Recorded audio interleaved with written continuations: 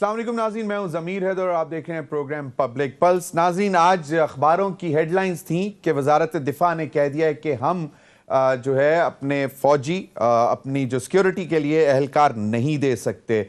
और फिर ministry of finance ने भी कह दिया कि जी जो इजाफी 40 अरब रुपए मांगे हैं इलेक्शन कमीशन ने, वो भी हम नहीं दे सकते जो सप्लीमेंट्री ग्रांट इलेक्शंस के लिए। तो दो चीज़ें तो वाजे हो गई कि जिनकी वजह से इलेक्शन होते हैं वो तो वफाकी हुकूमत ने माजरत कर ली। और दूसरी जानिब कहा यह जाता है कि किसी भी तरह इलेक्शंस को रोका नहीं जा सकता। अगर इलेक्शन कमीशन डेट अनाउंस कर दे तो इलेक्शन करवाना लाजमी हो जाते हैं, और जो भी जिन्होंने भी ये फंड्स देने हैं या सिक्योरिटी देनी है उन पर ये बाइंडिंग हो जाता है कि उन्होंने ये चीज़ें प्रोवाइड करनी है। अब ये तो दोनों डिसीजन जो हैं ये वफाकी हुकूमत के हैं, वजारत दिफा और वजारत ख़जाना। तो इसका मतलब है कि जो इस वक्त वफाकी हुकूमत है वो वाज़े तौर पर यह सिग्नल दे रही है कि हम इलेक्शंस नहीं चाहते। एक चीज़, दूसरी चीज़ ये कि जो मामला जिस तरह के चल रहे हैं, अगर इंतखाबात नहीं मिलते, और इतलात अब ये आ रही हैं कि लाहौर हाई कोर्ट भी अनाउंस करने जा रहा है कि अगले चंद दिन में हम जो हैं बता देंगे कि इंतखाबात किस दिन होने हैं, तो उसके बाद क्या मौक़िफ़ लेगी वफाकी हुकूमत या इलेक्शन कमीशन। मैं बार बार याद दिलाता हूँ कि वजारत कानून के जो मिनिस्टर हैं आज़म तारड़ साहब, उनका ये कहना था कि आइन के ख़िलाफ़ वर्जी नहीं होने देंगे। अगर इलेक्शंस आइन के तहत होने हैं तो हम करवाएंगे, लेकिन जिस इदारे ने इलेक्शन करवाने हैं अगर वो माकूल वजह देती है तो फिर मौखर हो सकते हैं इंतखाबात। अब माकूल वजह क्या हो सकती है? दो वजूहात तो आपके सामने आ गई जो कि टिपिकल वफाकी हुकूमत की हैं। रीज़न्स माजरत उन्होंने कर ली, और फिर गुज़िश्ता रोज़ जो IG पंजाब और चीफ सेक्रेटरी पंजाब ने भी चीज़ें बताई थी कि जी नहीं हो सकते, पैसे नहीं है, सिक्योरिटी के एहलकार के लिए एहलकार नहीं है, रमज़ान आ रहा है उसमें सिक्योरिटी लोगों की जो है तैनाती होनी है, और फिर सेंसस होना है जिसमें हमारे एहलकार इस्तेमाल हो रहे होंगे और टीचर्स इस्तेमाल हो रहे होंगे। तो उन्होंने भी रीजंस बहुत सारी दे दी। अब देखना यह है कि क्योंकि PTI की लीडरशिप और PTI का मौक़िफ़ सिर्फ एक है और वो है इंतखाबात, और वो कहते हैं कि हम लेकर रहेंगे। सदर आरिफ अलवी साहब ने भी इलेक्शन कमीशन को ख़त लिख दिया और उन्होंने कहा कि अगर यह आप वक्त पर इंतखाबात 90 दिन में इंतखाबात नहीं कराते तो उसके नतायज आपको भुगतना होंगे। आज आरिफ अलवी साहब की इमरान खान साहब से मुलाकात भी हुई है और मामला अब चल रहे हैं। दूसरी जानिब जो है आज अदालत में सुप्रीम कोर्ट में जो नैब रेफरेंस के हवाले से, नैब तरामीम केस के हवाले से जो मामला चल रहे हैं, उसमें honourable chief justice Umar Ata Bandial साहब ने एक ऑब्जर्वेशन दी। उन्होंने कहा कि इमरान खान साहब ने अगर असेंबली में नहीं आना तो इंतखाबात में हिस्सा क्यों ले रहे हैं। बड़ा वैलिड क्वेश्चन है क्योंकि उस पर भी अच्छा खासा पैसा खर्च होता है, और ये एक्सरसाइज इन फ्यूटाइल अगर होती है तो फिर उसका नुकसान आपके नेशनल एक्सचेकर को होता है। इस पर भी बात करेंगे। नैब तरामीम के हवाले से बहुत सारे सवालात आ रहे हैं, पूछ रहे हैं कि किस किस ने इन तरामीम से फ़ायदा लिया, उसकी लिस्टें भी आ चुकी हुई हैं। और बेसिकली उन्होंने कहा कि जी मुल्क के तमाम मसाइल का हल जो है वो अवाम के फैसले से ही मुमकिन है, यानी कि इंतखाबात। तो इशारे किनायों में हमें सेंस भी मिल रही है सुप्रीम कोर्ट से कि उन्होंने भी कह दिया कि मतलब अवाम ही अगर हल हैं तमाम मसाइल का, तो इसका मतलब है कि अवाम जो है वो बैलेट बॉक्स से हल निकालती है। IMF से आज फाइनल राउंड है, अच्छी खबर देंगे। इसाक डार साहब ने कहा है कि आज रात तक अच्छी खबर आ जाएगी, अल्लाह करे अच्छी खबर आए, और अगर उनकी तमाम शराइत मानी जाती हैं तो उसके बाद फिर आपको मालूम है जो अवाम ऑलरेडी महंगाई की चक्की में पिस रही है वो मज़ीद पिसेगी। तेल पेट्रोलियम प्रोडक्ट्स के मुतालिक गुज़िश्ता रोज़ मुसद्दिक मलिक साहब ने प्रेस कॉन्फ्रेंस की थी कि कतई तौर पर शॉर्टेज नहीं है, लेकिन आज भी इतलात ऐसे ही आ रही हैं पाकिस्तान में से कि बहुत से पेट्रोल पंप्स पर पेट्रोल ख़त्म हो चुका हुआ है और सप्लाईज पूरी नहीं हो रही हैं। इस पर भी बात करेंगे। और IG खैबर पख्तूनख्वा मुअज़्ज़म जा अंसारी साहब को जो है वो मुअज़्ज़म जान अंसारी साहब को तब्दील कर दिया गया है और उनकी जगह नए IG अख्तर हयात गंडापुर साहब को तैनात किया गया है। ये जो पेशावर ब्लास्ट जो हुआ, जो पुलिस लाइंस में हुआ, वो या फिर उनकी कुछ दिन पहले जो उन्होंने बातें की थी वो भी हम आपको सुनाएंगे, वो वजह हो सकती है। मियां नवाज शरीफ साहब एक ज़माने में कहते थे इंतखाबात एक साल क्या, एक महीना क्या, एक दिन क्या, एक घड़ी भी ताख़ीर बर्दाश्त नहीं की जाएगी, और उन्होंने कहा था कि इलेक्शन को आगे नहीं जाने देंगे। इसके लिए अवाम खड़े हैं और वो बिल्कुल इस जज्बे में तैयार हैं कि इंतखाबात में जाना है। इन्हीं तमाम मामलात पर बात करने के लिए मेरे साथ इस्लामाबाद स्टूडियो में मौजूद हैं लालचंद साहब, साबिक MNA पाकिस्तान तहरीक इंसाफ। बहुत बहुत शुक्रिया लालचंद साहब आपके वक्त का। नासिर खान मूसाज़ई, रहनुमा JUI फे, एक्स PTI, अभी कुछ अर्सा पहले उन्होंने PTI को छोड़ा है। सलमान आबिद साहब, एनालिस्ट, सीनियर जर्नलिस्ट हमारे साथ मौजूद हैं। बहुत बहुत शुक्रिया सलमान आबिद साहब आपके वक्त का भी। अगर इजाज़त दें तो पहले शुरू करते हैं मियां नवाज शरीफ साहब के शॉट से, ज़रा रिफ्रेश हो जाएगी मेमोरी। लालचंद साहब सुने ज़रा नवाज शरीफ साहब क्या कहते थे। अवाम इस वक्त बड़े जज्बे में है, अवाम खड़े हो जाएंगे, एक घड़ी भी इलेक्शन को आगे नहीं जाने देंगे। और इस वक्त वफाक में हुकूमत किन की है लालचंद साहब? हुकूमत PDM एंड इत्तेहादियों की है। अभी PDM में लीड कौन कर रहा है? प्राइम मिनिस्टर कौन से हैं? ये जो अभी बोल रहे थे इनकलाबी इनके भाई हैं, इनके भाई हैं। वो तो कहते थे कि जी हम तो प्रो डेमोक्रेटिक हैं, और ये एक डेमोक्रेट ही ऐसी बात कर सकता है ना कि आइन के तहत इंतखाबात होने चाहिए, एक घड़ी भी आगे नहीं होने चाहिए। अब क्या मसला है? देखें ज़मीर भाई, बात ये है कि जो इस वक्त वफाकी हुकूमत में जो भी जमायतें हैं, ये आइन कानून की बड़ी जो है वो बातें करती रही हैं, उनकी बड़ी चैम्पियन रही हैं, मगर अब उनको आवाम से डर लगने लगा है। अब यही लोग थे वो जो कहते थे कि ताकत का सरचश्मा आवाम है और हम आवाम के थ्रू आना चाहते हैं। अब इनको शायद समझ लग गई है, इनको समझ आ गया है कि अब ताकत का सरचश्मा कोई पिंडी विंडी की तरफ है, कोई एस्टेब्लिशमेंट की तरफ है। कल इनके बहुत ही एक अहम रहनुमा हैं मेहताब साहब, अब्बासी साहब, उन्होंने तो बात खोल के रख दी है कि ये क्या कर रहे हैं, किस जानिब जा रहे हैं।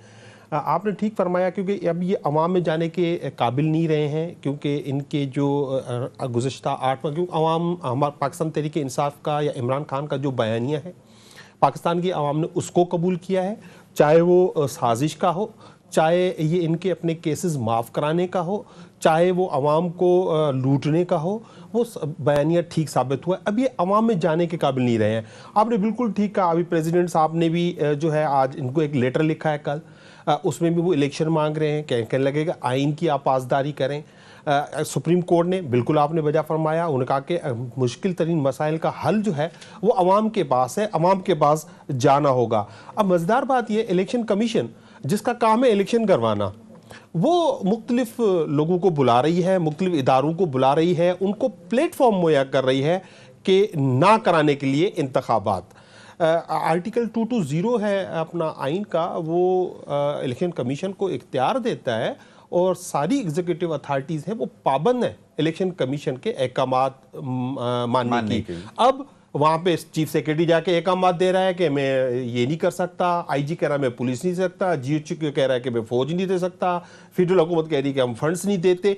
यानी कि हर वो चीज़ इस प्लेटफॉर्म पे रोज़ाना के बुनियाद पे कही जा रही है जिससे मारवाए आइन कदम उठाया जाए। KP और पंजाब में आम इंतखाबात के लिए के बहाने हैं, लेकिन नेशनल असेंबली के लिए उन्होंने ये किए हुए हैं। और ये देखें आर्टिकल 105 के सब सेक्शन जो सब आर्टिकल 3-5 उसके तहत तो इनको गवर्नर को डेट दे देनी थी, लेकिन वो अपना फर्ज अंजाम देने में नाकाम रहे हैं। उन्होंने एक कैबिनेट तो बना ली उसी 105 के तहत, लेकिन उन्होंने ये डेट नहीं दी। तो ये कब तक भागेंगे? देखें ये अवाम से भागेंगे तो कब तक भागेंगे? अवाम इनको पकड़ेगा और इनकी जो है ये मारवाए आइन, ये सारे इनके ये इक़दामात होंगे और इनको अंदाज़ा नहीं है कि इनको इनका खमियाजा भुगतना पड़ेगा। तो खुदा न खास्ता लोग तो ये भी कह रहे हैं कि इंतखाबात वफाकी हुकूमत देने को तैयार नहीं है, PTI किसी भी तरह ताखीर लेने के लिए ताखीर मानने को तैयार नहीं है, तो मामला कहीं और ही ना निकल जाएं। नासिर खान मूसाज़ई साहब, बहुत रिसेंटली आपने मौलाना फजलुर रहमान साहब की पार्टी ज्वाइन कर ली है। एक तो जरा रीजन भी बता दें क्या हो सकती है, और दूसरा ये कि आपने सुना मेहताब अब्बासी साहब ने तो बाकायदा चार्जशीट निकाल ली अपनी लीडरशिप के, पीएमएलएन की लीडरशिप के ऊपर, और उन्होंने कहा कि हमें बताया जाए कि ये रजीम चेंज जो है वो किसने करवाई, किसके कहने पे की, उसके बाद इंतखाबात क्यों नहीं करवाए जा रहे, और फिर वो लीडरशिप से भी नाराज हैं। आप केपी में मौजूद हैं, आपके सामने ये चीजें हो रही हैं। गवर्नर केपी का दावा है कि परवेज खटक साहब आइंदा इलेक्शन किसी और पार्टी से लड़ेंगे। तो ये बताएं जरा, इन अहाता करें और इंतखाबात दे दें। मतलब वो जो कहते हैं कि वो दूध का दूध पानी का पानी हो जाएगा। शुक्रिया। पहले तो आपने कहा कि मैंने पीटीआई को छोड़ के जेयूआई को क्यों ज्वाइन किया, तो मेरे ख्याल में उसकी रीजन आपके सामने भी है कि खान साहब ने जो 2018 से पहले जिस एजेंडे पे आए थे, उनका जो नारा था, मेरे ख्याल में उसमें वो अपने एजेंडे में उसमें कहीं पर भी उसने इम्प्लीमेंटेशन या ऑन ग्राउंड उस पर काम नहीं किया और ना ही उसने डिलीवर किया है। तो डेफिनेटली हम सारे लोग उनके साथ उनके जो 90 डेज के एजेंडे पे कि 90 डेज में करप्शन का खात्मा होगा, 90 डेज में हम एहतसाब का अमल शुरू करेंगे, 90 डेज में हम इस मुल्क की तकदीर को बदलेंगे। लेकिन बदकिस्मती से 90 डेज में हम जो हमारे लॉसेस में जो इदारे जा रहे थे उसको हम चेंज करेंगे। लेकिन 90 डेज तो क्या, मेरे ख्याल में जिस रफ्तार से और जिस तरीके से तर्ज उनकी हुक्मरानी रही है, तो मेरे ख्याल में वो 90 साल भी उन हुक्मरान वो रहेंगे तो कोई उनका जो हमारे इदारे हैं न ठीक की तरफ हो जा रहे थे और ना करप्शन हो। बेसिकली वो सिर्फ उनका एजेंडा था मुखालिफिन को, अपोजिशन को दीवार से लगाने का, चोर चोर चोर कह के और करप्शन करप्शन। मेरे ख्याल में उन खान साहब को इन चीजों से निकलना चाहिए था। जो करप्शन थी उनके बेशक एहतसाब कर लेते, उनको रोक लेते, लेकिन कम से कम इदारों में से जो करप्शन हो रही थी उनके दौर में, उनके लिए उसने कोई हिकमत अमली, कोई प्लान ही नहीं बनाया है। और यही वजह है कि जो हमारे इदारे थे वो तबाही की तरफ गए, और बल्कि जो इदारे जो हमारे थे वो इदारे जिन पर कभी लोग उंगलियां उठाने का सोच भी नहीं सकते थे, खान साहब ने उन इदारों को भी तबाह कर दिया है। तो ये है कि मैं कह रहा हूं, आप अकेले हैं या और लोग भी हैं कोई जो इन चीजों से इत्तेफाक करते हैं आपकी बातों से? पीटीआई में बहुत है। देखिए, बेसिकली पीटीआई से जो ऑलरेडी आप देख रहे हैं कि जो असेंबली में बैठे हुए 24-25 लोग पहले उनके वो इख्तिलाफ रखते थे, आज भी बहुत सारे लोग हैं, लेकिन क्योंकि माहौल वो ऐसा हमेशा बना रहे हैं पीटीआई वाले कि वो जिस तरीके से उसको एक किसी न किसी तरीके से उसको एंगेज रखते हैं, कभी कहते हैं इलेक्शन है, कभी ये कहते हैं।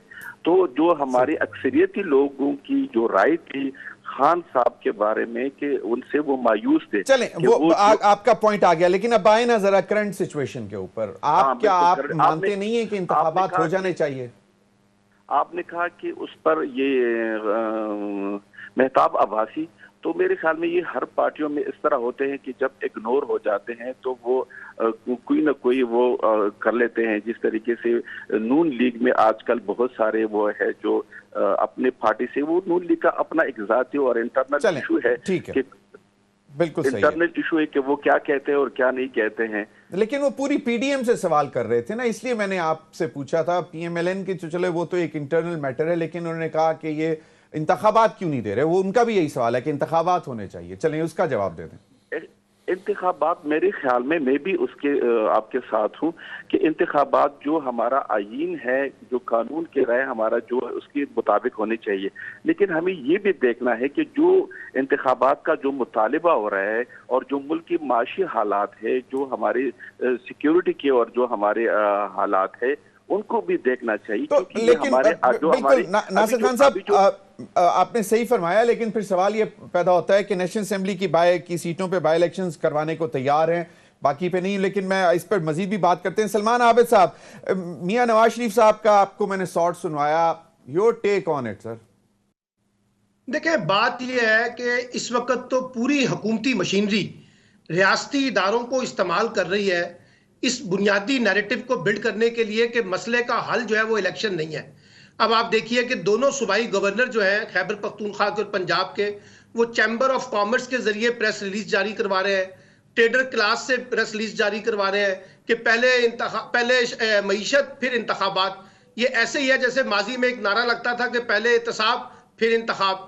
अब पूरी की पूरी हुकूमती मशीनरी इस वक्त इलेक्शन से फरार इख्तियार करना चाहती है। इनका मसला दहशतगर्दी नहीं है, इनका मसला कोई इस वक्त माशी सूरत हाल नहीं है।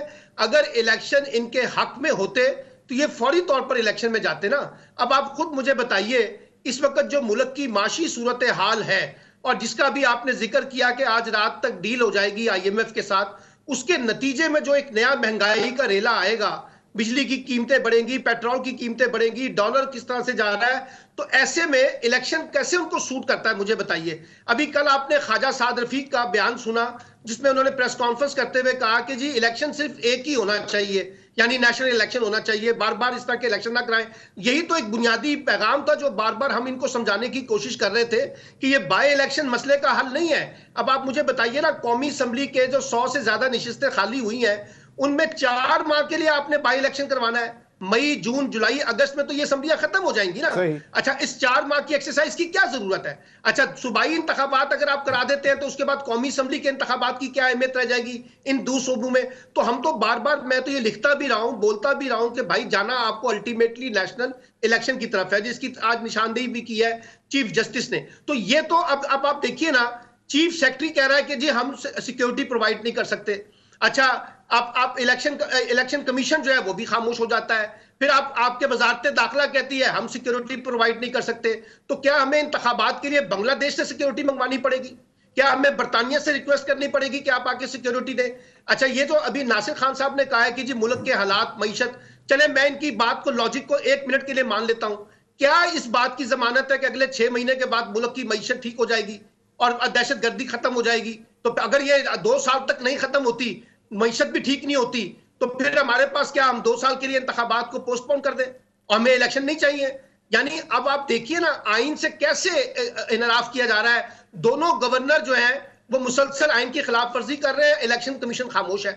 अच्छा, आप ना सूबाई इलेक्शन करवाना चाहते हैं। अच्छा, फिर आप देखिए, आज कहा स्पीकर हाउस ने, हमें तो पता ही नहीं है, ये फैसला हो गया कि उनको बहाल कर दिया गया है। यानी जिस 43 लोगों को बहाल किया गया उसकी मनादी पूरी दुनिया में हो गई। लाहौर हाईकोर्ट की स्टेटमेंट है और उनका कहना है, हमारे इलेक्शन कमीशन को नहीं पता चला। बिल्कुल, उस पर भी बात करेंगे क्योंकि दैट इज वेरी इंटरेस्टिंग। और फिर आज हुकाम ने कहा है, नेशनल असेंबली हुकाम ने, कि जी हम उनको दाखिल नहीं होने देंगे अनटिल अनलेस हमारे पास नोटिफिकेशन नहीं आया था इलेक्शन के में, विच इज लॉजिकल। लेकिन स्पीकर ऑफिस से ये स्टेटमेंट आना कि हमें तो पता ही नहीं है, हमें तो कि ये ऐसा हुआ है, दैट इज वेरी मतलब अनफॉर्चुनेट। इस पर भी बात कर, वक्त हुआ एक ब्रेक का, हमारे साथ रहिए।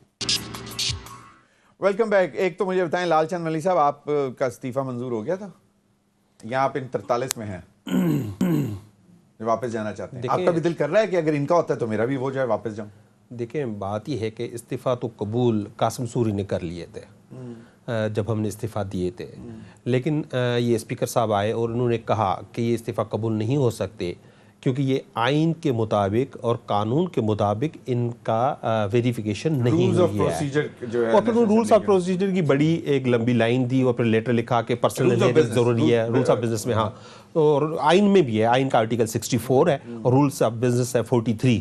तो उसके तहत तो फिर अचानक इमरान खान साहब ने, जब वो हमने दिया था, उसका एक मकसद था इस्तीफा कि हम जनरल इलेक्शन की तरफ जाना चाहते हैं। वो 8 माह पहले जाना चाहते थे, 9 माह पहले।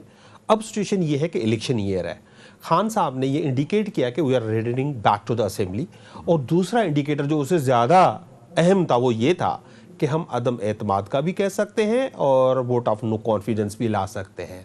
उससे इनमें खलबली मच गई और इनमें घबराहट में इन्होंने एकदम से पहले 35, दूसरे दिन 35, और फिर वही स्पीकर जो कहते थे इंडिविजुअल प्रेजेंस होनी चाहिए, वो देखिए उनके पास पाकिस्तान की अवाम की पार्लियामेंट की अमानत है। इस बात को छोड़ें, अब जरा दूसरी तरफ चलते हैं ना। अब मामला जो है कि IMF के साथ मामला जो है वो इसाक डार साहब कह रहे हैं मतलब बेहतर हो रहे हैं। अल्टीमेटली अदालतें भी शायद अब तैयार नहीं है जो पुराने ज़माने की होती थी कि जी वो नज़रिए ज़रूरत के तहत स्टैम्प कर दें कि जी नहीं ताख़ीर हो सकती है, फाइनेंशियल एमरजेंसी है, माली मसाइल हैं, सिक्योरिटी के मसाइल हैं, दहशतगर्दी है। अब नज़रिए ज़रूरत भी नहीं है, तो ये किसके पीछे छुपेंगी PDM की हुकूमत? देखिए, बहुत मुश्किल है अब इनका छुपना। जहाँ तक IMF की आपने बात की, तो IMF के ऐलानात या मतवक़ा ऐलानात ये इस तरह कर रहे हैं जैसे कल से ये पेट्रोल 100 रुपये, आटा 30 रुपये किलो, घी 200 रुपये किलो देना शुरू कर देंगे। ये ऐलान के लिए जश्न कर रहे हैं, लेकिन करना इनको मायूसी आवाम के लिए आने वाली है, क्योंकि ये IMF के नतीजे में और जो उन्होंने सब कुछ जो काम किए हैं, तो और ज़्यादा एक महंगाई का तूफान आने वाला है। ज़मीर साहब, अब यकीन रखें, अगर आपकी तनख्वाह 1 लाख रुपए है, 1.5 लाख रुपए है, तो आप भी अपने घर की ग्रोसरीज मुश्किल से पूरे कर सके। अब ये मैंने आपको गुजारिश की कि ये जहाँ छुप रहे हैं ना, इनके पीछे जो ताकत है, सोचना उनको है। ये देखें, अगर IMF इनको पैसे भी दे देते हैं, तो जो रिपोर्ट्स हैं कि इनको 8 कल हमारे प्रोग्राम में कैसर अहमद शेख साहब, जो कि भी 2 दिन पहले special assistant to prime minister appoint हुए, उन्होंने मेरे प्रोग्राम में कहा कि हम टेक्निकल डिफॉल्ट कर चुके हैं। तो IMF का जो नॉड है, ये पैकेज मिलना, उसके साथ एग्रीमेंट फाइनल होना सिर्फ और सिर्फ उससे बचने के लिए है। अवाम की कोई परवाह नहीं है कि अवाम के ऊपर कितना बोझ गिरेगा। एग्जैक्टली, एक तो ये चीज है, अगर ये एग्रीमेंट हो जाता है या हो गया है, तो इससे मिलेंगे 1.something बिलियन डॉलर, और आपके पास सिर्फ इंपोर्ट, जो IMF ने कहा है कि आपको ये LCs खोलनी है और आपको ये जो कंटेनर्स क्लियर कराने हैं, वो 4 बिलियन डॉलर के पड़े हुए हैं। आपको 8 बिलियन डॉलर से ज्यादा चाहिए नेक्स्ट 2 और 3 मंथ्स में। तो बेसिकली आवाम के लिए कोई रिलीफ की खबर नहीं आ रही है। आवाम के लिए वही मसाइल है, और ये मसाइल वो राइटली सेड के सुप्रीम कोर्ट ने भी कहा है कि उनका हल ये एक ही है कि आवाम से फैसला लिया जाए, और जब तक पॉलिटिकल स्टेबिलिटी नहीं आती, ये मुमकिन नहीं है कि ये मुल्क किसी सही सिमत में जाए, क्योंकि पूरी जो इनको लाए हैं वो और ये खुद ये टोटल इस चीज में लगे हुए हैं। खुद ये आए थे रिलीफ लेने के नाम पे, देने के नाम पे, रिलीफ उन्होंने खुद ले लिया। अब खुद को बचाने के चक्कर में ये अवाम का जो है वो बहुत ही प्रॉब्लम निकाल देंगे ना। नासिर खान साहब, 43 लोगों को असेंबली में नहीं आने दिया जाएगा, आपके कोलीग्स की तौहीन नहीं है? मतलब they are parliamentarians, Lahore high court कहता है कि नहीं, फैसला गलत है, वापस हो जाना चाहिए। पहले तो मेरे ख्याल में PTI वाले ये बता दे कि जब इन लोगों ने इस्तीफे दिए और ये बार बार स्टेटमेंट दे रहे थे कि हमारे इस्तीफे कबूल कर ले, स्पीकर साहब को भी असेंबली के वो कह रहे थे कि आप इंडिविजुअली आए। अगर आपको याद हो तो असद कैसर साहब और कासिम सूरी साहब अपने डेलीगेशन के साथ स्पीकर के चैम्बर में गए थे और उनको रिक्वेस्ट की थी कि जी काइंडली हमारे इस्तीफे कबूल करो। तो फिर उसके बाद इतनी रिक्वेस्ट के बाद फिर स्पीकर साहब ने सारे उसको कबूल कर दिए।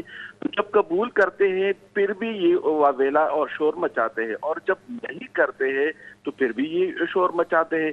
ये हर चीज में पॉलिटिकल पॉइंट स्कोरिंग करते हैं, जो कहीं पर उनको जो फायदा होता है तो उसमें वाह करते हैं, जहाँ पे जब उनको नजर आता है, क्योंकि PTI का जो खान साहब का वतीरा रहा है वो पहले अमल करते हैं फिर सोचते हैं। तो जब ये सोचते हैं कि जो हमने अब बताया है, जो बोला है, और फिर बाद में सोचते हैं कि हमने गलत किया है, जिस तरीके से खान साहब अभी कह रहे हैं कि हमें इलेक्शन की डेट चाहिए, भाई क्या जरूरत थी आपको सुबाई असेंबलियां तोड़ने की? असेंबली तभी तोड़ी जाती हैं कि जो 58(2)B के तहत वो तोड़े जाते थे, तो वो ये ब्लेम लगाते थे कि ये करप्शन करते हैं या ये नाकाम रहे। खान साहब तो पहले कौम को ये बता दे, ये रीजन कि जी हमारे दोनों सूबाई असेंबलियां लोगों को, अवाम को डिलीवर करने में नाकाम रहे, इस वजह से मैं उनको डिसॉल्व कर रहा हूं।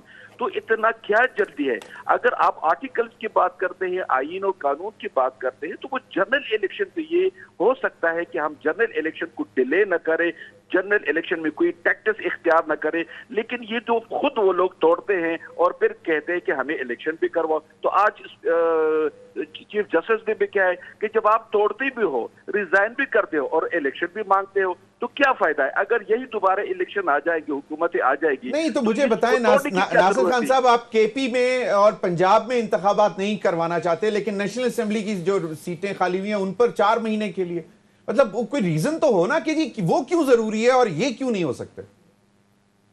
बेसिकली उसके लिए पैसा है, उसके लिए सिक्योरिटी है। अपना जाती राय है कि कोई भी इलेक्शन नहीं होने चाहिए, क्योंकि मुल्क के जो हालात जिस तरीके से IMF जो हमें डिक्टेट कर रहे हैं, उस डिक्टेशन के पीछे कौन लोग हैं? ये 4 साल के हुक्मरान रहे हैं, उनकी गलत पॉलिसियों की वजह से आज IMF वाले हमारे पाकिस्तान में बैठे हुए अपने घर में हमें डिक्टेशन दे रहे हैं कि ये करो, वो करो, और ये बम फेंको, ये बम बनाओ। और नहीं सही है ये, चले मैं मानता हूं कि उनकी बहुत गलतियां थी, लेकिन आप इकोनॉमिक सर्वे का डॉक्यूमेंट उठाएं तो जो 1 जून को जो साल कंप्लीट हो रहा था 2021-22 का फाइनेंशियल ईयर, उसमें प्रोजेक्टेड 6% ग्रोथ थी और उससे पिछले फिस्कल ईयर में 5.79 थी। तो वो चीजें भी हमारे सामने है। लेकिन अब 10 महीने से ज्यादा अरसा होने को है, अभी भी अगर आप कहें कि जी वो 3.25 साल जो है उनकी तबाही है, वो अब बिल्कुल रीजन तो आती है। सलमान आबिद साहब, फवाद चौधरी साहब ने आज छोटी सी गुफ्तगू की है, वो जरा सुन लें, फिर उस पर मैं आप चाहूंगा कमेंट कर दें। जो पीडीएम है ये पहले अवाम से भाग रही, अब इलेक्शनों से भाग रही है और अब आज अदालत से भी भाग रही है। आज अखबारों की हेडलाइन अजीबोगरीब है कि जी जीएचक्यू ने कह दिया है हम फौज वो नहीं देंगे, रेंजर्स नहीं देंगे, फाइनेंस कह रही है हम पैसे नहीं देंगे। आइन का आर्टिकल 220 वाज़ेह है, इलेक्शन कमीशन के अहकामात पे अमल दरामद होना है। किसी इदारे के पास ऑप्शन ही नहीं है कि वो इनकार करे कि हम इलेक्शन कमीशन को ये नहीं देंगे या वो नहीं देंगे। ऑप्शन ही नहीं है। कहीं पे लगता है सलमान आबिद साहब के मामला अदालत में तो जाएंगे ही जाएंगे, वहां पे किस तरह स्टैंप लगेगी? देखिए ना, अगर बदकिस्मती से हमारे सियासी लोग जो हैं सियासी फैसले पार्लियामेंट में और सियासी फोरम पे नहीं करेंगे तो फिर तो मामलात अदालतों में ही जाएंगे, फिर अदालतें ही फैसला करेंगी। जैसे अभी ये 43 लोगों को बहाल किया है अदालत ने, और आज ये इंतखाबात के हवाले से जो चीफ जस्टिस ने कहा है वो भी आपने सुन लिया है। लाहौर हाई कोर्ट में जो 2 सूबाई असम्बलियों के इंतखाबात के हवाले से पंजाब की असम्बली के हवाले से चल रहा है, उसके भी आपने रिमार्क सुन लिए हैं। तो हमारे यहाँ बदकिस्मती है कि सियासतदान मामलात खुद हल नहीं करते बल्कि अदालतों पे डाल देते हैं। फिर अदालतों से अगर फैसले आपके हक में आ जाएं तो अदालतें बहुत अच्छी होती हैं, फैसले खिलाफ आ जाएं तो फिर हम कहते हैं ये सारे चमक के मामलात हैं। एक बात तो ये है। दूसरी बात देखिए, ये मुल्क अगर कायम रहेगा ना जमीर साहब, ये आइन के ऊपर चल कर ही कामयाब हो सकता है। अब मुझे बड़ा अफसोस हुआ है, नासिर साहब ने कहा कि जी इलेक्शन होने ही नहीं चाहिए। भाई कब तक नहीं होने चाहिए? कब तक नहीं होंगे इलेक्शन? मतलब आपको अगर चले आप इस इलेक्शन को ना भी करवाएं, अक्टूबर के इलेक्शन तो आपको करवाने हैं ना जब आपकी टेन्योर पूरा हो जाएगा। लेकिन यहां तो वुजरा आके वो भी दलील दे रहे हैं कि इलेक्शन एक साल के लिए पोस्टपोन कर दिया जाए क्योंकि मुल्क के हालात काबिल नहीं है। तो मैं तो ये कह रहा हूं कि जब हालत जंग के अंदर इलेक्शन हो सकते हैं, आपको याद है ना 2008 में 2013 में दहशतगर्दी के क्या मामला थे, वहां पे भी तो हमने इलेक्शन लड़े थे ना। तो अच्छा, अब पंजाब में कौन सी दहशतगर्दी हो रही है मुझे बताइए कि जो इलेक्शन नहीं हो सकते? अच्छा, मईशत की जो खराबी है जो आपने भी सवाल उठाया, तो फिर ये 123 सीटों पे बाई इलेक्शन कराने की क्या जरूरत है अगर मईशत खराब है? वो आपको इलेक्शन सूट करता है, सूबाई असम्बली का सूट नहीं करता, नेशनल इलेक्शन सूट नहीं करता। ये एक एम्बिग्युइटी है जो हुकूमत ने क्रिएट कर दी है और अनफॉर्चुनेटली इसमें इदारों के नाम भी इस्तेमाल किए जा रहे हैं। जैसे आज जो खबर बताई है फवाद साहब ने कि जीएचक्यू ने मना कर दिया है। अब मुझे नहीं मालूम कि जीएचक्यू ने मना किया या नहीं किया, उसकी तरदीद या उसकी हमायत वो करे, लेकिन सवाल यह है कि इदारों को इस तरह से पॉलिटिसाइज करना, यानी इससे क्या तासुर मिल रहा है? इससे तासुर ये मिल रहा है कि हुकूमत और एस्टैब्लिशमेंट जो है और रियासती इंस्टीट्यूशन एक साइड पे खड़े हुए, इमरान खान एक साइड के ऊपर खड़े हैं। ये तो एक बहुत ज्यादा टकराव की पॉलिटिक्स को क्रिएट करने देगा ना। तो ये मैं समझता हूँ कि मसले का हल नहीं है। मैं आपको अब भी कहता हूँ जमीर भाई कि अगर आपने पाकिस्तान की इकोनॉमिक्स को और पाकिस्तान की पॉलिटिक्स को स्टेबिलिटी की तरफ लेके जाना है तो ओनली वे आउट आपके पास ये है कि आप नेशनल इलेक्शन करवाएं और जो अवाम फैसला करे, अगर वो फजलुर रहमान को रियासत बनाना चाहते हैं, बिलावल को बनाना चाहते हैं, शहबाज शरीफ को बनाना चाहते हैं, इमरान खान को बनाना चाहते हैं, उनको फैसला करने में हम मुल्क को आगे बढ़ाएं। लेकिन सलमान आबिद साहब एक क्विकली मुझे एक चीज बताएं ब्रेक पे जाने से पहले, ये जो अभी नासिर खान साहब ने जो बात की है कि इलेक्शन होने नहीं चाहिए, ये एक वैसे भी एक अजीब सा एक तासुर भी आ रहा है कि जी अगर ये इसी तरह एक दूसरे के सामने eyeball to eyeball रहे तो मामला फिर शायद वो एक ऐसा टेक्नोक्रेट सेटअप जिसको आप माजरत से हो नहीं सकता। मैं भी कन्विंस्ड हूं कि नहीं होगा, लेकिन बात हो रही है quasi martial law type, like semi martial law, जिस तरह परवेज मुशर्रफ साहब के 12 अक्टूबर 1999 के बाद जो सूरत हाल बनी थी। तो आपको लगता है कि तो मार्शल लॉ नहीं आएगा? नहीं, देखिए ना, पहली दफा तो मुल्क में मार्शल लॉ नहीं लगेगा ना। हमने माजी में भी मार्शल लॉ लगा के देख ली है, इमरजेंसी लगा के देख ली है। ये जो अभी भी इस वक्त 13 जमातों की हुकूमत है, कौमी हुकूमत ही है ना।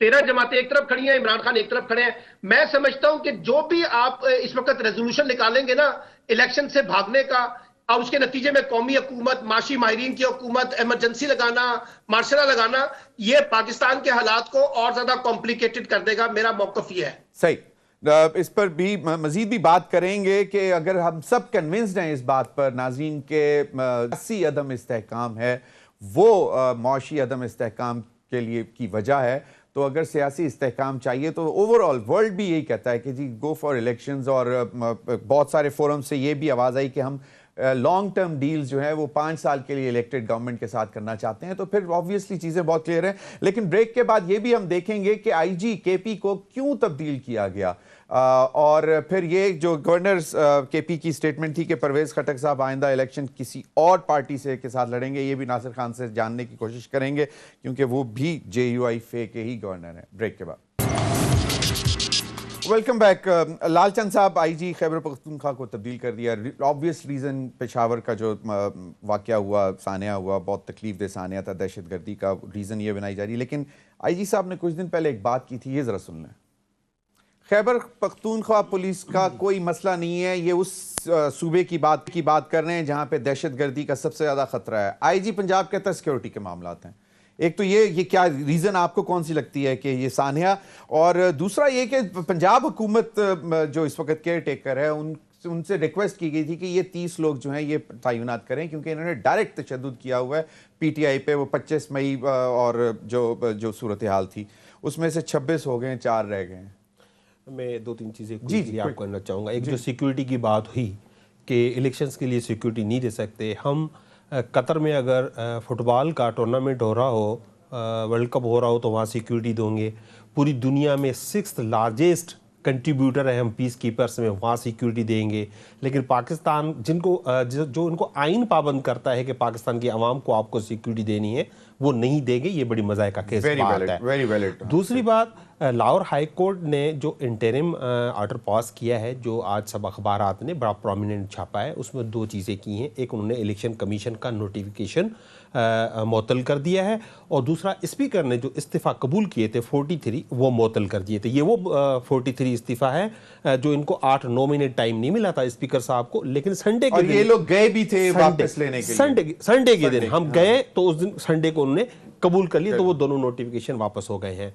अब कानूनी तौर पर हमारी पोजीशन जो है 43 एमएनएस की वो हो गई है, जो हम 20 को या 19 तारीख को जो थी, यानी कि वो बहाल हो गए हैं। तो आज अगर मुख्तलिफ ज़राए से ये खबर आई कि हम दाखिल नहीं होने देंगे, देखें ये स्पीकर का अंदाज ये नहीं होता, ये मौला जट का अंदाज होता है, सुल्तान राई का अंदाज होता है। खुदा के वास्ते पाकिस्तान के इदारों का मजाक ना बनाए और कानून आइन का एहतराम करें। अब जो आपने बात की है अंसारी साहब की, देखें हम जैसे ये दोनों सेटअप बने हैं, पंजाब और KPK का इंटरिम कैबिनेट बने हैं, देखो आइन के मुताबिक इनको इम्पार्शल होना चाहिए था, लेकिन हमारी शुरू से ये शिकायत है कि ये नहीं बने हैं। पंजाब से लेकर KP तक उन लोगों को अपॉइंट किया जा रहा है जो इनके हामी हैं या वो समझते हैं कि इनको इलेक्शन में हिमायत करेंगे। पंजाब में आपने बजा फरमाया, उन ऑफिसर्स को तैनात किया गया है जो अफसरान 25 मई को पाकिस्तान तहरीक इंसाफ के कारकुनान पर तशद्दुद में मुलविस थे, जिनके खिलाफ इंक्वायरियाँ चल रही थी, और ऐसे लोगों को किया जा रहा है ताकि पाकिस्तान तहरीक इंसाफ के कारकुनों में खौफ फैलाया जा सके। तो यकीनी तौर पे जो भी क्योंकि इलेक्शन के हवाले से बात करेगा, ये बिल्कुल अंसारी साहब ने बजा फरमाया है कि देखिए दुनिया का काम चलता रहता है। अब सेंसस को ये इतना उछाल रहे हैं, सेंसस पाकिस्तान के आइन से, देखिए इट्स सेंसस इज कंट्रोवर्शियल। आइन में है कि हर 10 साल के बाद सेंसस होना है। आप कौन सा सेंसस जो है 5 साल के बाद करा रहे हैं? चले बेशक करा लें अगर डिस्प्यूट है और कंट्रोवर्सी है, लेकिन क्या आइन को लताड़ के आप सेंसस कराएंगे सिर्फ इसलिए कि आपको इलेक्शन जो है आगे ले जाने हैं? तो ये सारे जो चीजें ये कर रहे हैं, ये आइन और कानून के केपी के गवर्नर की स्टेटमेंट, मतलब shouldn't be A political governor का तो सियासत से कोई ताल्लुक नहीं होना चाहिए ना किसी पार्टी का। वो एक लीडर के मतलब है कि वो फलां पार्टी से लड़ेगा, फलां पार्टी। देखिए जी, वो ये है कि जो ये काम करा रहे हैं ना, ये मैं कह रहा हूँ, हैरत की बात आपको ये होगी, ये कहते हैं कि 1973 का आइन के हम खालिक हैं, 18वीं तरमीम के हम खालिक हैं, आइन के तहत ये मुल्क चलेगा, नहीं तो पता नहीं क्या हो जाएगा। आज उसी को लताड़ रहे हैं, आज उसी की इज्जत नहीं कर रहे, आज उसी आइन के जो आर्टिकल्स हैं उनको वो वायलेट कर रहे हैं। ना सिर्फ वायलेट कर रहे हैं लेकिन जस्टिफाई भी कर रहे हैं। सही, बिल्कुल सही। जनाब नासिर खान साहब, एक तो ये केपी के गवर्नर की स्टेटमेंट पे भी थोड़ा सा कमेंट कर दें, और केपी का आईजी कहता है कि हम तैयार हैं, हमें कोई मसला नहीं है, हम हर वक्त तैयार रहते हैं। पंजाब के आईजी की बात आपने देखी, आज तमाम अखबारों में छपी हुई है। तो सिक्योरिटी तो सबसे बड़ी थ्रेट जो है इस वक्त वो केपी में है। पहले तो मैं आपको ये बता दूं, आप लोगों ने ज्यादा मुझे मेंशन किया है कि इलेक्शन नहीं होनी चाहिए। मैं खुद जाती तौर पर अभी ये समझता हूं कि जो खान साहब और पीटीआई का जो मौकफ है और जो उसने स्टांस लिया उसको डिस्करेज करना चाहिए। इसलिए अगर ये रविश एक दफा पड़ गई है तो हमारे जो भी फेडरल में हुकूमत हो या प्रोविंशियल में हुकूमत हो, वो आइंदा वो जनरल इलेक्शन से एक साल पहले यही प्रैक्टिस करेंगे और वो मुतनाज़ा हमेशा रहेंगे। तो हमें जनरल इलेक्शन का इंतजार करना चाहिए। अगर एक बंदा असेंबली में नहीं बैठना चाहता है तो कम से कम वो जनरल इलेक्शन का और टाइम का वेट करके, इंतजार करके और फिर कौम से वोट लेकर जो कौम फैसला करेगी फिर वो करे, और 5 साल की टर्म्स पूरी करनी चाहिए असेंबलियों को। और जो करता है वो अपनी जात के लिए और अपने अनाज के लिए और अपनी कुर्सी के लिए करता है, अगर उनके खिलाफ कोई वायलेशन करता है। जहां तक आपने कहा कि आईजी साहब कह रहे हैं कि हम इलेक्शन के लिए तैयार है और उनकी जो तबादले का आपने वो ट्रांसफर का वो कह दिया, तो मेरे ख्याल में जो इंटर्म गवर्नमेंट आई है, जो केयर टेकर गवर्नमेंट आई, उनका काम ये है कि जो पिछले गवर्नमेंटों का जो सेटअप था उसको चेंज कर देना चाहिए, ताकि उसकी जो इनके अंदर जो इलेक्शन होंगे वो नेक्स्ट के लिए मुतनाज़ा ना हो कि जी ये आईजी उनका था, ये चीफ सेक्रेटरी उनका था, ये ऑफिसर उनका था। तो मेरे ख्याल में सारे सेटअप को चेंज होना चाहिए ताकि कल आने वाले इलेक्शनों पे कोई उंगली ना उठाए। माजरत से नासिर खान साहब, बिल्कुल आपने सही फरमाया। माजरत से आप इसे 25 मई को जिन लोगों ने जो कार्रवाइयां की उनके नाम दिए पीटीआई ने, और उस वक्त जो है वो पीटीआई की हुकूमत नहीं थी, हमजा शहबाज चीफ मिनिस्टर थे। तो मैं मतलब अगर उन्हीं के लोगों को वापस लाया जा रहा है तो इसका मतलब है कि किसी को तो फेवर दिया जा रहा है। नहीं, जो मौजूदा प्राइम जो सीएम साहिबान वज़ीर-ए-आला साहिबान गए हैं, डेफिनेटली उन सेटअपों को चेंज करें और केयर टेकर को वही एस्टेब्लिशमेंट से, वही सेटअप से बाकी को लाना है ना। तो डेफिनेटली जो उनके दौर में रहे हैं, जो चीफ सेक्रेटरी और आईजी, सिर्फ उनको चेंज करके बाकी तो ये बारियां और चेंज होते रहते हैं। डेफिनेटली जो आईजी जो होते हैं, जो चीफ सेक्रेटरी भी कभी यहाँ पे होते हैं, कभी दूसरे सूबे में होते हैं, लेकिन उसको चेंज करना चाहिए जो प्रीवियस गवर्नमेंटों के है। ये मेरे ख्याल में ये एस्टैब्लिश बात है कि वो चेंज करनी चाहिए ताकि आइंदा इलेक्शन होंगे वो मुतनाज़ा ना हो। सही, बिल्कुल सही। सलमान आबिद साहब, एक तो ये मुझे बताएं कि केपी इस वक्त सबसे ज्यादा दहशतगर्दी का शिकार है, बलूचिस्तान भी, दोनों सूबे। पंजाब का जो आईजी है वो कहता है कि जी हो बहुत हालात खराब है, मैं तो लोग स्पेयर नहीं कर सकता। आईजी केपी चेंज कर दिया जाता है, स्टेटमेंट उनकी हमारे सामने आ जाती है। क्या रीजन हो सकती है, जो सानिया हुआ वो या ये स्टेटमेंट? नहीं, पॉलिटिकल रीजन है, वो वही है जो उन्होंने इलेक्शन के हक में कही है। लेकिन मेरा एक सवाल ये है कि केपीके में निगरान वजीर आला जो है वो अपना आजम खान साहब है या वो है अपना गुलाम अली साहब? क्योंकि फैसले तो लगता है ऐसे जैसे गवर्नर साहब कर रहे हैं, और जो केपीके के निगरान वजीर आला वो तो हमें कहीं नजर ही नहीं आ रहे। एक बात तो ये है। दूसरी बात ये है कि देखिए, जो बात बड़ी सिंपल सी है, मैं फिर ये कहना चाहता हूं कि आप जवाब जो बनाते ना, अभी इन्होंने कहा ना नासिर साहब ने, भाई बात यह है कि आप क्या आइन को खिलाफ वर्जी करना चाहते हैं? आइन में लिखा हुआ है ना कि अगर आपने सूबाई असम्बलियां तहलील कर दी हैं तो 90 दिन के अंदर इलेक्शन होने चाहिए। और यह भी लिखा हुआ है आइन के अंदर, अगर कोई सूबाई असम्बली तहलील करना चाहे तो वो वजीर आला जो है उसको तहलील कर सकता है। तो अब आपको आइन के ऊपर अमल करना पड़ेगा ना। अब आप ये ना कहें कि जी ये जो है ना अब इसको ना करवाएं, या तो फिर आप आइन के अंदर अमेंडमेंट करते और लिखते कि सूबाई असम्बलियां तहलील नहीं हो सकती, और कोई इस तरह की हुकूमत जो है वो 5 साल से पहले कोई तोड़ नहीं सकता। आइन में तो लिखा हुआ है। आपको याद है ना 2004 में जो वाजपेयी साहब थे उन्होंने 1 साल पहले असम्बली तोड़ के इंतखाबात करवाए थे, वहां पे भी उनके पास ये राइट था।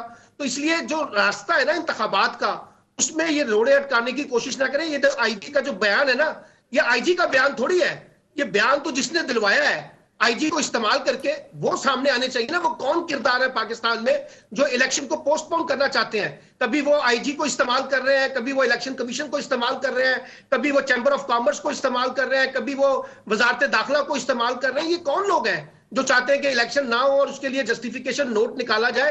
तो ये तो मसले का हल नहीं है। और ये मैं आपको बताऊं, जब एक दफा आपने ये सूबाई असम्बली के इंतखाबात से राफरार इख्तियार कर ली तो फिर आप वैसे आपको याद है, वैसे मेरा ख्याल है कि मैं जरा थोड़ा सा नासिर खान साहब की तरफ वापस जाऊंगा। नासिर खान साहब, ये गवर्नर केपी ने एक बात की थी, ये जरा दोबारा सुन लें जी। नासिर खान साहब, अब देखें ना, पूरा उन्होंने बॉल उठा के किसी और कोर्ट में डाल दी है।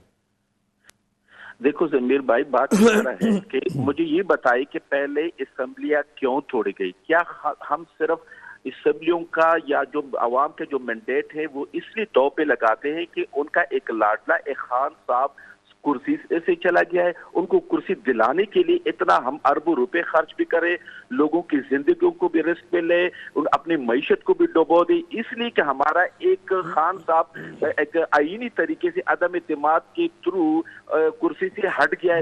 माजरत से नासिर खान साहब आप भी पीटीआई की टिकट पे जीते थे, माजरत से हम हर हद के लिए तैयार है। तो ये सारी चीजें हैं, खुदारा थोड़ा से होश के नाखून ले। अभी सलमान आबिद साहब कह रहे हैं कि मामला जो भी हो आप आइन की खिलाफ वर्जी करेंगे।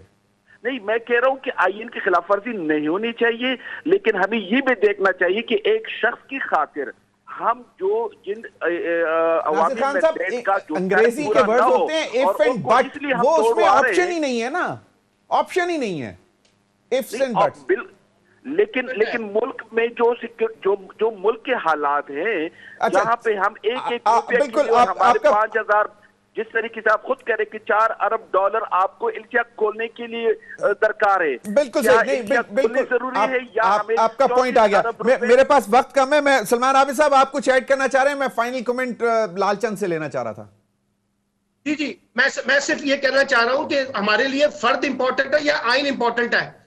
फर्द को छोड़ देना, जो आइन कहता है उसके मुताबिक चले बस यार, जिसके हक में भी जाता जानने दे, आइन के ऊपर पासदारी करे ना। बिल्कुल सही, आज का लाडला हो या कल का लाडला हो उसका जिक्र नहीं होना चाहिए, आइन इंपॉर्टेंट होना चाहिए। लालचंद साहब सर, मैं सिर्फ ये कहना चाहूंगा, इनको बड़ी खर्चे की परेशानी हो गई है कि इलेक्शन में खर्चा है, इनको ये नजर नहीं आता। आपके वजीर खारजा 2 अरब रुपए खर्चा कर चुके हैं बैरूनी दौरों पे, आपकी पाकिस्तान की तारीख से सबसे बड़ी कैबिनेट बना दी है, और उसमें ऐसे वज़राए 20 से 25 के करीब जिनके पास कोई पोर्टफोलियो नहीं है। आपके प्राइम मिनिस्टर कल अचानक उठे और रवाना हो गए एयरपोर्ट की तरफ कि मैं टर्की जा रहा हूं, तुर्किया जा रहा हूं मदद करने। उन्होंने कहा भाई हमें बहुत काम है, आप मेहरबानी करके फिर कभी। बहुत बहुत शुक्रिया लालचंद साहब, खान मूसा ज़ई साहब और सलमान आबिद साहब। नाज़रीन अब तक के लिए इतना, इजाजत दीजिए, अल्लाह हाफिज।